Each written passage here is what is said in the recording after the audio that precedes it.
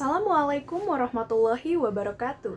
Perkenalkan, nama saya Adrisa Hanifatu Syahla dari Program Studi Ekonomi Pembangunan, Fakultas Ekonomi dan Bisnis, Universitas Islam Bandung. Pada kesempatan ini, saya ingin mempresentasikan hasil penelitian saya yang berjudul Analisis Perdagangan Internasional dan Pertumbuhan Ekonomi Negara ASEAN tahun 2019. Perdagangan internasional dapat menunjang pertumbuhan ekonomi. Pertumbuhan ekonomi memiliki makna adanya peningkatan pada produksi barang, jasa, konsumsi, dan distribusinya. Aktivitas ekonomi antar negara artinya suatu negara memanfaatkan potensi yang dimilikinya di dalam negeri dengan sebaik mungkin untuk didistribusikan ke negara lain yang membutuhkan dan menerima potensi yang kurang di dalam negeri yang diperolehnya dari negara lain. Dalam membahas perdagangan antar negara, tidak terlepas dari jalur perdagangan kuno yang besar yang menghubungkan negara bagian timur ke negara bagian barat. Jalur ini merupakan cikal bakal dari adanya perdagangan multilateral. Jalur ini menghubungkan negara Cina, Asia Tenggara, benua Hindia, Semenanjung Arab, Somalia Afrika, Mesir, hingga ke Eropa. Jalur ini disebut jalur sutra atau Silk Road karena komoditas terbesar Cina ke Eropa adalah sutra pada abad ke-2 sebelum Masehi hingga abad ke-15 Masehi. Peta Asia Pasifik ini perlu dibahas karena terdapat negara-negara Asia Tenggara yang turut berkontribusi dalam perdagangan internasional. Kawasan regional Asia Tenggara membentuk ASEAN yang terdiri dari 10 negara anggota dan perjanjian antar negaranya diatur dalam AFTA yang kemudian membentuk Masyarakat Ekonomi ASEAN atau MEA untuk memperkuat perekonomian dan daya saing global.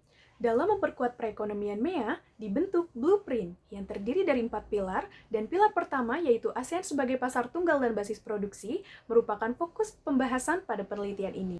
Pada gambar berikut, terdapat 4 fase. Fase pertama, tampak bahwa volume ekspor dan impor turun seolah diikuti oleh pertumbuhan ekonomi yang juga menurun. Namun, terdapat fase yang meragukan pada fase kedua, 3, dan 4. Pada fase kedua, tampak bahwa volume ekspor dan impor meningkat, namun pertumbuhan ekonomi cenderung menurun. Dan fase ketiga juga mengalami pola yang sama pada pertumbuhan ekonominya. MEA diimplementasikan pada 1 Januari 2016. Tampak setelah tahun 2016, terjadi peningkatan pada volume ekspor dan impor serta pertumbuhan ekonominya. Namun, tren data 2017 hingga 2019 menampilkan gerak yang melambat pada pertumbuhan ekonomi. Gambaran ini memberikan indikasi bahwa perkembangan ekspor dan impor serta pertumbuhan ekonomi memiliki hubungan yang tidak selalu simetris. Pada gambar berikut, konsumsi dan pengeluaran pemerintah memiliki pola yang sama pada fase ke-1, kedua, dan ketiga.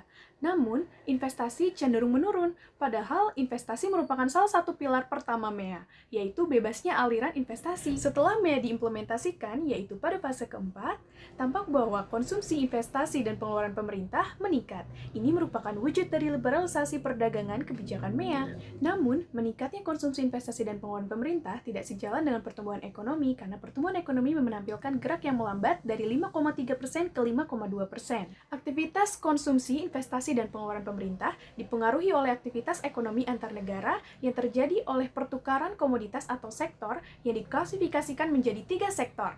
Ada sektor pertanian, industri, dan jasa. Maka, tujuan dari penelitian ini adalah untuk memahami kekuatan ekonomi negara ASEAN dari sisi lapangan usaha yang memiliki dampak besar terhadap perekonomian Asia Pasifik.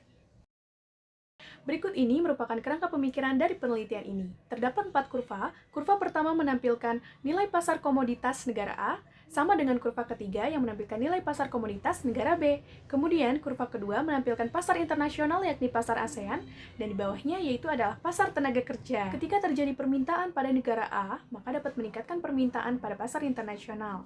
Kemudian, produksi barang meningkat dan pertumbuhan ekonomi meningkat. Ketika produksi barang meningkat, maka kebutuhan akan jasa juga meningkat sehingga dapat meningkatkan labor supply. Metode yang saya gunakan di sini adalah metode kuantitatif dengan sumber data sekunder yang diperoleh dari lembaga-lembaga resmi ASEAN, yakni ASEAN Key Indicators, ASEAN Statistical Yearbook, dan juga WIOD atau World Input-Output Database. Multi-regional input-output yang didefinisikan sebagai kerangka statistik yang menghubungkan ekonomi suatu wilayah dengan wilayah lainnya. Kemudian dilakukan updating atau disagregasi data untuk mempermudah dalam menganalisa setiap sektor sektornya, karena sebaran sektor ASEAN dengan sektor multiregional output Asia Pasifik itu tidak seragam. Hasil penelitian dari pembahasan ini menampilkan sektor negara ASEAN yang memiliki efek besar terhadap perekonomian Asia Pasifik dilihat berdasarkan 3 sektor, pertanian, industri, dan juga jasa. Negara ASEAN yang memiliki efek besar terhadap perekonomian Asia Pasifik menunjukkan pada sektor pertanian sebesar 8,86 juta dolar, kemudian pada sektor industrial transportasi sebesar 13,85 juta dolar, dan pada sektor jasa transportasi udara sebesar 11,36 juta dolar. Pada grafik berikut ditampilkan negara-negara anggota ASEAN yang juga memiliki efek besar terhadap perekonomian Asia Pasifik. Ditampilkan bahwa negara Vietnam memiliki efek besar terhadap PDB Asia Pasifik pada sektor pertanian, kemudian pada sektor industri dan jasa, yaitu negara Malaysia. Maka dapat disimpulkan berdasarkan hasil multiplier effect output bahwa negara Vietnam memiliki efek besar atau kontribusi ke negara ASEAN terhadap Asia Pasifik pada sektor pertanian, kemudian Malaysia memiliki potensi tersebut pada sektor industri dan juga jasa. Artinya, aktivitas ekonomi antar negara ASEAN memiliki kemampuan atau potensi untuk menggerakkan perekonomian atau pertumbuhan ekonomi. Hasil dari penelitian yang telah saya paparkan diharapkan dapat memperoleh manfaat untuk penelitian selanjutnya dan juga dapat berkontribusi dalam kebijakan MEA khususnya bagi pemerintah ASEAN. Demikian presentasi dari hasil penelitian saya. Wassalamualaikum warahmatullahi wabarakatuh.